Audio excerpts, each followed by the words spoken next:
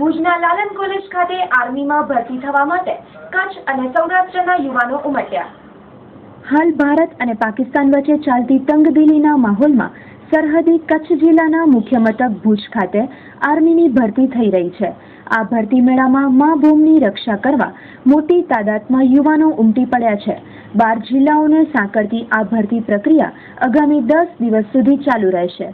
લાલન કોલેજથી લાલ કિલ્લા માટે જાણીતી બનેલી આ કોલેજ આજે લાલન કોલેજથી સરહદ સુધી જવાની સાક્ષી બની હતી। આજથી આર્મીની ભરતી પ્રક્રિયા હાથ ધરાતા મોટી સંખ્યામાં યુવાનો ઉમટ્યા છે। આગામી 15મી ઓક્ટોબર સુધી ચાલનારી ભરતી પ્રક્રિયામાં તબક્કાવાર 12 જિલ્લાઓ જોડાશે, જેમાં આજે કચ્છ અને સૌરાષ્ટ્રના યુવાનોની વિવિધ પ્રકારની કસોટીઓ લેવાઈ હતી।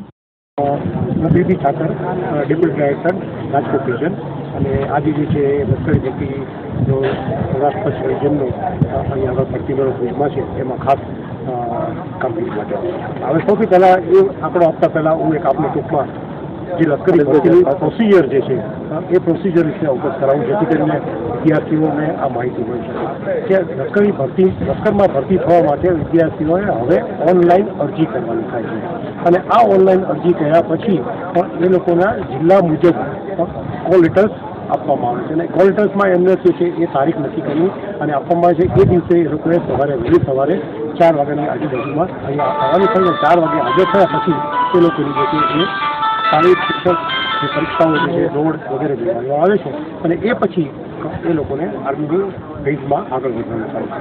અને અત્યારે આજની વાત કરીએ તો આજે જે છે એ સૌરાષ્ટ્ર વિસ્તારમાંથી જે છે રાજકોટ અને ભુજના વિદ્યાર્થીઓને બોલાવવામાં આવ્યા હતા। ટોટલ અંદાજે લગભગ 3000 વિદ્યાર્થીઓ કોલ લેટર રિસીવ કરવામાં આવ્યા હતા। એમાંથી જે છે 2100 જેવા વિદ્યાર્થીઓ હાજર રહ્યા છે, અને 300થી વધારે જે છે એ લોકો એનું પ્રથમ તબક્કો જે કહેવાય કે દોડ કે જે અઘરો સૌથી ગણાય છે એ ક્વોલિફાઈ પાસ કર્યા છે, એટલે અંદાજે લગભગ 12% જેવું જે છે એ આપણને અત્યારે રિસ્પોન્સ સારો।